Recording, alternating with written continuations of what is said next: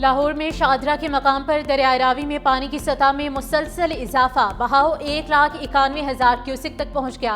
شوم کے قریب دریائے راوی کا پانی شہری علاقوں میں داخل، کئی آبادیاں زیر آب آ گئیں۔ نجی ہاؤسنگ سوسائٹی کے سینکڑوں گھروں کو خالی کرا لیا گیا۔ پاک فوج کے دستوں نے پہنچ کر کنٹرول سنبھال لیا۔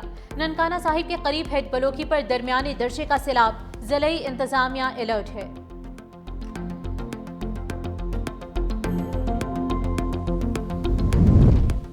وزیراعظم شہباز شریف اور وزیر اعلیٰ پنجاب مریم نواز کا سیلاب زدہ علاقوں کا دورہ، فضائی جائزہ بھی لیا۔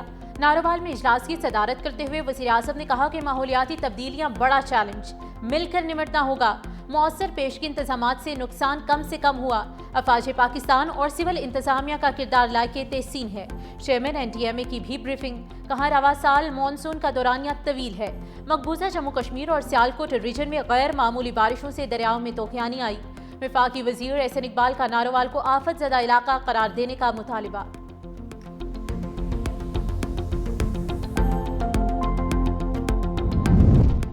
وزیر اعلیٰ پنجاب مریم نواز کا سیلاب متاثرین کے نقصانات کا ازالہ کرنے کا اعلان۔ شادرہ کے مقام پر کشتی میں بیٹھ کر دریائے راوی میں سیلابی صورتحال کا جائزہ لیا۔ میڈیا سے گفتگو میں وزیر اعلیٰ پنجاب مریم نواز نے کہا کہ بھارت کی جانب سے آبی جارحیت کے باعث سیلاب آیا ہے۔ پنجاب بھر میں انتظامیہ نے 50,000 سے زیادہ لوگوں کو ریسکیو کیا۔ ادارے الرٹ نہ ہوتے تو بہت زیادہ نقصان ہوتا۔ وزیر اعلیٰ مریم نواز نے وزیر اعظم کے ہمراہ ناروال کے سیلاب زدہ علاقوں کا معائنہ بھی کیا۔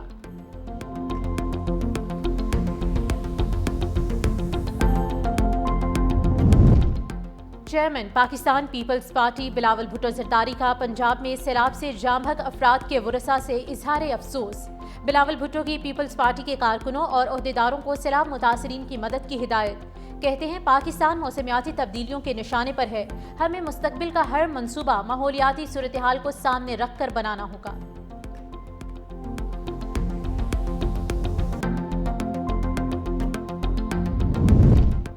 سیالکوٹ شہر کے وسط سے گزرنے والا نالا ایک بفر گیا، پانی نشیبی علاقوں میں داخل، رنگ پورہ میں کشتیاں چل گئیں۔ شہریوں کو محفوظ مقام پر منتقل کرنے کے لیے امدادی کارروائیاں جاری۔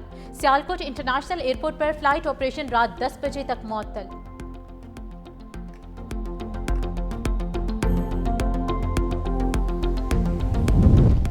دریائے چناب کا سیلابی پانی حافظ آباد کے قصبے ونکا تارڑ میں داخل، کوچ مومن کے دیہات بھی سیلابی پانی سے تباہی۔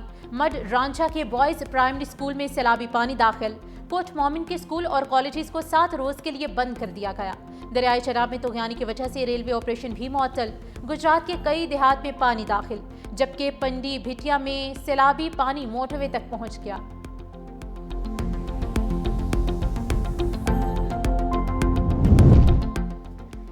دریائے ستلج میں ہیڈ گنڈا سنگھ والا کے مقام پر غیر معمولی سیلابی کیفیت برقرار، پانی کا بہاؤ 2,61,000 کیوسک سے بڑھ گیا۔ قصور، بہاول نگر، دیپال پور، منشن آباد اور قریبی علاقوں میں سیلابی پانی کا راج۔ جلال پور، پیروالا میں سینکڑوں افراد بے گھر ہو گئے۔ عارف والا میں حفاظتی بند ٹوٹنے سے کئی دیہات متاثر۔ ہیڈ سلیمان کی کے مقام پر پانی کا بہاؤ 1,00,000 کیوسک سے بڑھ گیا۔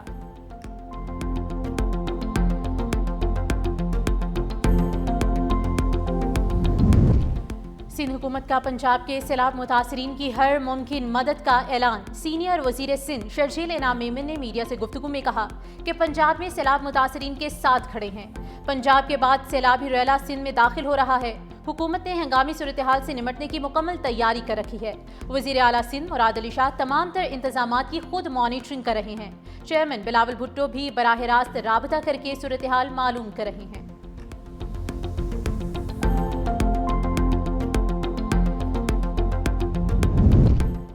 یوم اماراتی خواتین پر خاتون اول آصفہ بھٹو زرداری کا اماراتی خواتین کو خراج تحسین۔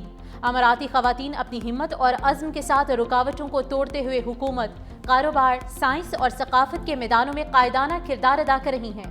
یہ سب کچھ اماراتی مادر ملت محترمہ شیخہ فاطمہ بنت مبارک وین اور رہنمائی کے نتیجے میں ہوا۔ اماراتی خواتین متحدہ عرب امارات کی ترقی کا ستون ہیں۔ اماراتی خواتین دنیا بھر کی خواتین کے لیے حوصلہ افزا مثال ہیں۔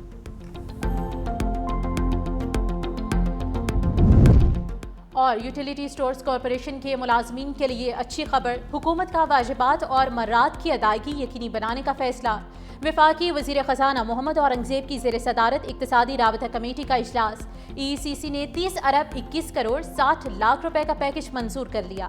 یوٹیلیٹی سٹورز کے اثاثے رواں مالی سال ہی فروخت کرنے کی منظوری بھی دی گئی ہے۔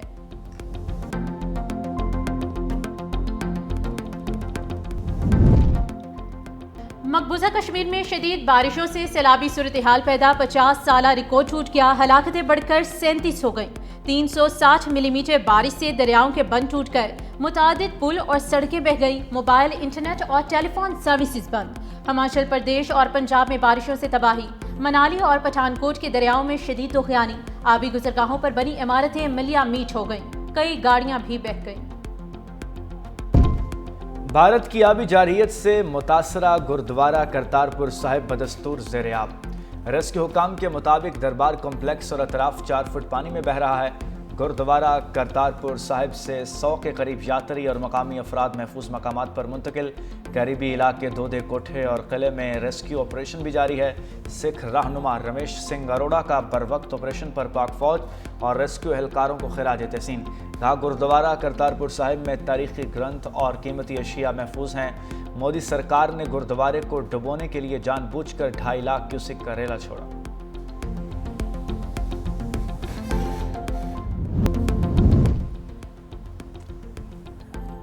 غزہ میں نسل کشی فوری روکی جائے ورنہ سنگین نتائج برآمد ہوں گے۔ پاکستانی مستقل مندوب عاصم افتخار کا سلامتی کونسل کے اجلاس سے خطاب، کہا دنیا دیکھ رہی ہے، تاریخ کو تاخیر کو معاف نہیں کیا جائے گا۔ اس کونسل کو اپنے چارٹر کے مطابق اقدامات کرنا ہوں گے۔ اسرائیلی قابض افواج نے جان بوجھ کر اور منظم انداز میں شہری زندگی کو تہس نہس کیا۔ قابض طاقت کے حامیوں کو خود احتسابی کرنی چاہیے اور اپنی پالیسیز کے نتائج کو غیر جانبدارانہ طور پر دیکھنا چاہیے۔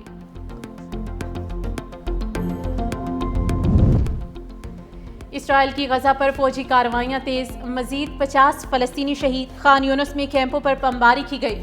سلامتی کونسل کا اسرائیل سے غزہ میں ممکنہ فوجی کارروائی روکنے کا مطالبہ۔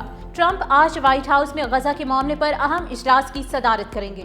دوسری جانب غزہ میں صحافیوں کے قتل عام پر رائٹرز کی فوٹو جرنلسٹ ویلیری زنک مستعفی، کہا مغربی میڈیا اسرائیل کے ہاتھوں ہتھیار کے طور پر استعمال ہو رہا ہے۔ میں ایسے ادارے کے ساتھ کام نہیں کر سکتی جس نے صحافت کو دھوکہ دیا۔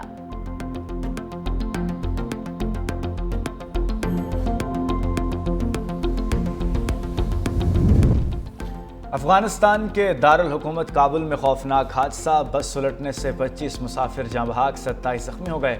حادثہ ڈرائیور کی لاپرواہی اور غفلت کے باعث پیش آیا، لاشیں اور زخمی ہسپتال منتقل۔